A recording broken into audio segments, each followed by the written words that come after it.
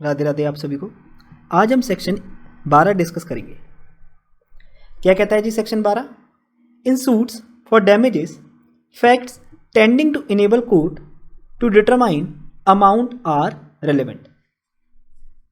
In suits in which damages are claimed, in suits in which damages are claimed, any fact which will enable the court to determine the amount of damages which ought to be awarded is relevant. तो क्या कहता है section 12? Suits जिनमें damages claim किए जाते हैं, suits in which damages are claimed, तो कोई भी फैक्ट, एनी फैक्ट जो कोर्ट को डैमेजेस के अमाउंट को डिटरमाइन करने में मदद करता है, any fact which will enable the court to determine the amount of damages which ought to be awarded, यानी कितना अमाउंट ऑफ डैमेजेस अवार्ड किया जाना चाहिए, इस चीज को डिसाइड करने में जो फैक्ट कोर्ट की मदद करता है वो रेलेवेंट है। क्लियर हुआ?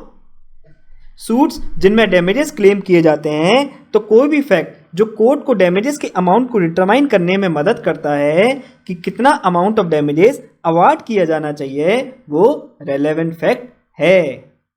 ओके, डिटरमाइन मींस क्या होता है? डिटरमाइन का मतलब डिसाइड करना है ना, डिटरमाइन द केस और decide the case.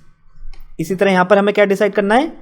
Amount of damages, damages के अमाउंट को डिसाइड करना है, दैट इज डैमेजेस की वैल्यू को तय करना है। ये डिसाइड करना है कि जो डैमेजेस है वो कम मिलेंगे या फिर ज्यादा मिलेंगे। ओके, चलिए आगे थ्योरेटिकल पार्ट देखते हैं सेक्शन का। In a suit in which damages are claimed, the amount of damages is always a fact in issue. जिन सूट्स में डैमेजेस क्लेम किए जाते हैं, उन सूट्स में डैमेजेस का जो अमाउंट होता है वो हमेशा फैक्ट इन इशू होता है। Section 12 lays down that evidence tending to determine, that is to increase or diminish the damages, is admissible. Section 12 क्या ले डाउन करता है? एविडेंस जो डिटरमाइन करते हैं, दैट इज जो डैमेजेस के अमाउंट को तय करते हैं, यानी ये बताते हैं कि डैमेजेस का अमाउंट बढ़ेगा, इंक्रीज होगा या फिर घटेगा, घट के मिलेगा। ये जो फैक्ट हैं ये एडमिसिबल हो जाएंगे। क्यों? बिकॉज सेक्शन 12 के according any fact which will enable the court to determine the amount of damages is relevant. Okay, next paragraph क्या कहता है? Section 12 enables the court to admit any fact which will help it to determine the quantum of damages. The amount of damages is a fact in issue admissible under section 55। जो section 12 है वो enable करता है court को कि court कोई भी fact admit कर सकती है जो कोर्ट की मदद करता है किस चीज में? डैमेजेस के क्वांटम को तय करने में। और जो अमाउंट ऑफ डैमेजेस है वो क्या है? फैक्ट इन इशू है, जो कि एडमिसिबल है किसमें? अंडर सेक्शन 55 में। आगे देखते हैं डैमेजेस। डैमेजेस के बारे में इन्होंने बताया हुआ है, damages are the pecuniary satisfaction which a plaintiff may obtain. Damages क्या होते हैं? Pecuniary satisfaction means monetary satisfaction, पैसों से रिलेटेड सेटिस्फैक्शन जो कि प्लेंटिफ ऑब्टेन करता है। They may be claimed either for a breach of contract or for torts. Damages can be claimed either for breach of contract or for breach of tort, यानी contract के breach के case में या tort के breach के case में aggrieved party damages को claim कर सकती है। All that section 12 does is to say that if a act affect the amount of damages, that fact may be given in evidence.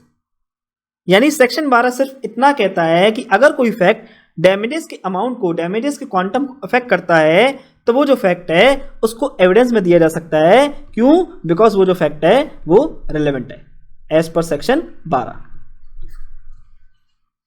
Suits in which damages are claimed in order to determine the amount of damages, that is for increasing or diminishing the amount of damages, good faith, honesty of purpose and absence of malice are relevant in mitigation of damages। तो इन्होंने यहां क्या बताया damages के amount को तय करने के लिए, मतलब डैमेजेस के अमाउंट को कम ज़्यादा करने के लिए, इंक्रीज करने के लिए या डिमिनिश करने के लिए, good faith, honesty, absence of malice, ये कुछ रेलेवेंट फैक्टर्स हैं जो कि डैमेजेस के अमाउंट को कम ज़्यादा करने में मदद करते हैं। Section 55 of this act prescribes the condition under which evidence of character may be tendered in civil cases with a view to determine damages. आगे इन्होंने बताया जो सेक्शन 55 है इंडियन एविडेंस एक्ट का, वो क्या प्रिस्क्राइब करता है, वो कंडीशन प्रिस्क्राइब करता है जिसके तहत सिविल केसेस में कैरेक्टर के एविडेंस को दिया जा सकता है with a view to determine damages. The court further held that no court can assess the damages with anything like mathematical precision and accuracy in all cases.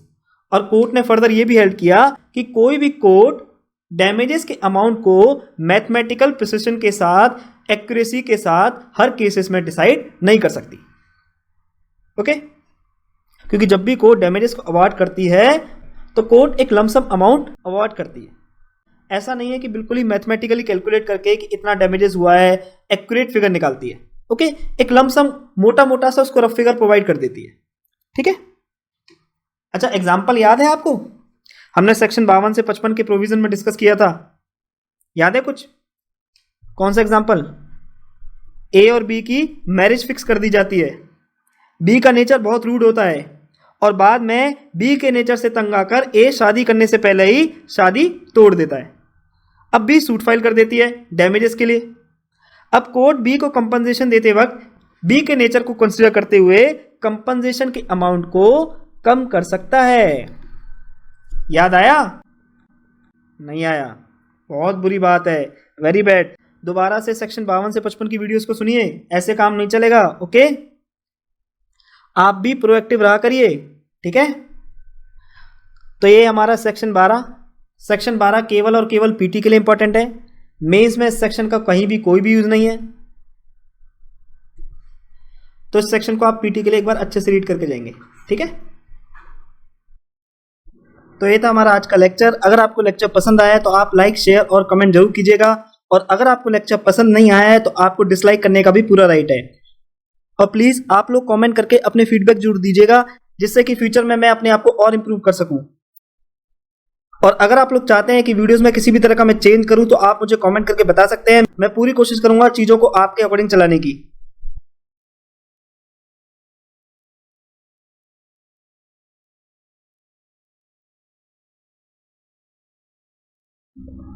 Special thanks to my गुरु नेहा सिंह, जिन्होंने year 2018 में Indian evidence act का अपना ज्ञान मेरे साथ साझा करके मुझे लेक्चर बनाने के काबिल बनाया। अगर आपको इस लेक्चर से कुछ सीखने को मिला है और आप मुझे कंट्रीब्यूट करना चाहते हैं तो आप मुझे कंट्रीब्यूट भी कर सकते हैं। ये है मेरा QR कोड, आप किसी भी ऑनलाइन पेमेंट एप्लीकेशन के थ्रू मुझे पेमेंट कर सकते हैं। और याद रखना, ये कंट्रीब्यूशन जो भी आप करोगे ये केवल सोसाइटी के लिए यूज किया जाएगा, जैसे कि गरीब बच्चों की पढ़ाई के लिए, उनकी शादी के लिए, गौ माता की सेवा के लिए etcetera, because I believe this contribution is by the people, of the people and for the people only. इसके अलावा इंस्टाग्राम और फेसबुक पे आप मेरे को फॉलो कर सकते हो, जो लिंक है वो डिस्क्रिप्शन बॉक्स में गिवन है। इंस्टाग्राम पे मैं अक्सर लाइव भी आता हूँ और प्रीवियस ईयर क्वेश्चन भी शेयर करता हूँ।